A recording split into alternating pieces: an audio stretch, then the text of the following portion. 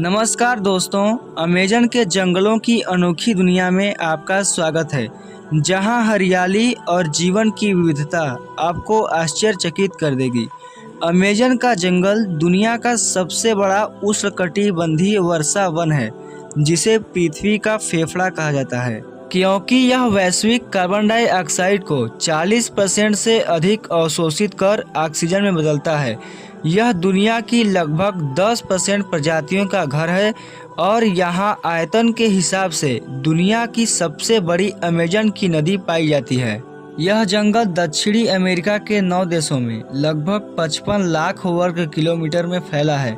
इसमें लगभग 500 आदिवासी समुदायों का घर है, जिसमें कुछ का बाहरी दुनिया से कोई संपर्क नहीं है।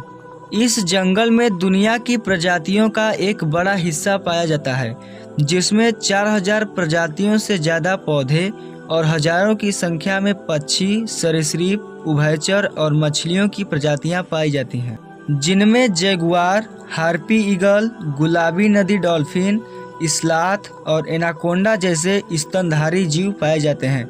यहाँ की अमेज़न नदी बरसात के महीने में लगभग 48 किलोमीटर तक चौड़ी हो सकती है, जबकि शुष्क महीने में 4 से 5 किलोमीटर तक चौड़ी रहती है। अमेज़न के जंगलों में पाए जाने वाले आदिवासी समुदाय अपनी संस्कृति और जीवन शैली के लिए जाने जाते हैं, जो सदियों से प्रकृति पर निर्भर होकर विकसित हुए हैं। यह अपनी आजीविका के लिए जंगलों के संसाधनों पर निर्भर रहते हैं, जिनमें कृषि, शिकार और मछली पकड़ना शामिल है, जिससे ये अपना भोजन प्राप्त करते हैं। घास या पत्तियों से बने पारंपरिक घर इनका निवास स्थान है और इनके पास औषधि पौधों, पारंपरिक शिकार और मछली पकड़ने की तकनीक का गहरा ज्ञान है। खनन, लकड़ी काटने और खेती जैसे गतिविधियों के कारण इनके क्षेत्र पर अतिक्रमण हो रहा है।